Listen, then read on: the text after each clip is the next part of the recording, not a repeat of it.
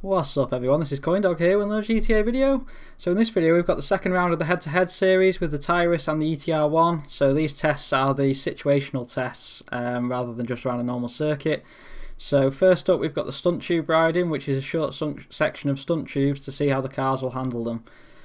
So this was quite an interesting test, to be honest. So both of these cars were obviously added at the same time as the Cunning Stunts update when all these stunt tubes were released.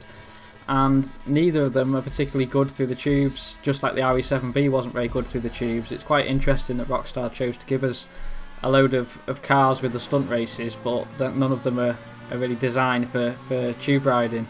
So obviously all three of the cars I've just mentioned are all rear wheel drive, which doesn't really help in the tubes in terms of obviously you need the traction and the grip, which you don't get when you in the same way through the tubes with a rear wheel drive car as you do through four wheel drive.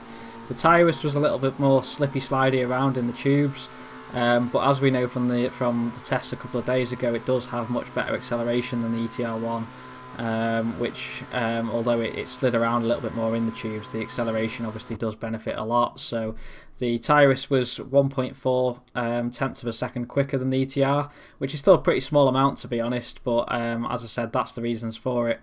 So next up we've got the off-road circuit. So this is a short off-road track to test a vehicle's off-road ability. So obviously neither of these vehicles are specifically designed for off-road racing, and they're both rear-wheel drive, which generally do not do very well around the off-road circuit. The Tyrus, though, it was quite interesting.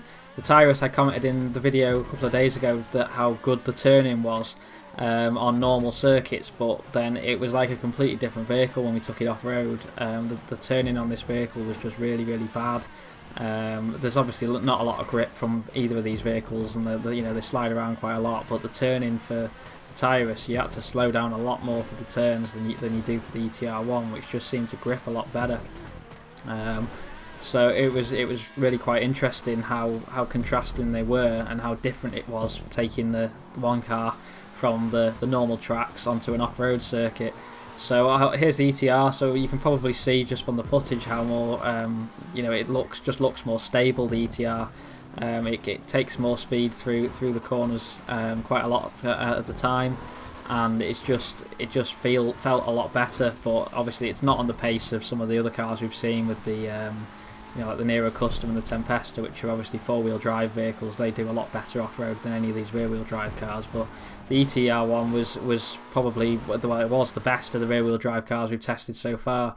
So that puts it on a 38.052, which is 1.2 seconds quicker than the Tyrus, so a very big gap, to be honest. And then finally, the final test we've got is the 1 mile curb boost. So this is a 1 mile curb boost to test the curb boost improvement. So as I always say for this video, for anyone that's not seen it before, this isn't a test of how quickly a car can go down the track.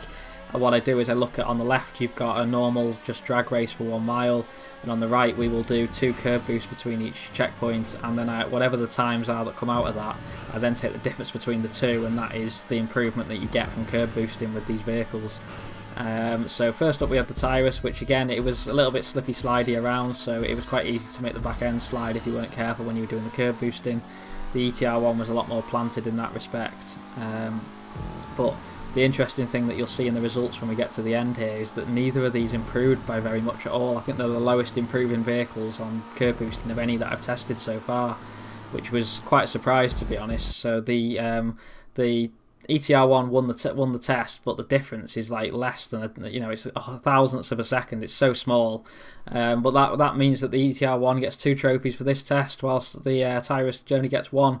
So the ETR wins this round. Obviously neither of these cars really are worth buying so much. The Tyrus isn't too far off the pace, but the ETR1 in my opinion is just too slow in terms of acceleration to make it a worthwhile investment. So that's today's video, guys. I'll be back again tomorrow with a video which is a little bit of a break from schedule. You'll see why tomorrow. So thanks very much for watching, and I'll speak to you then.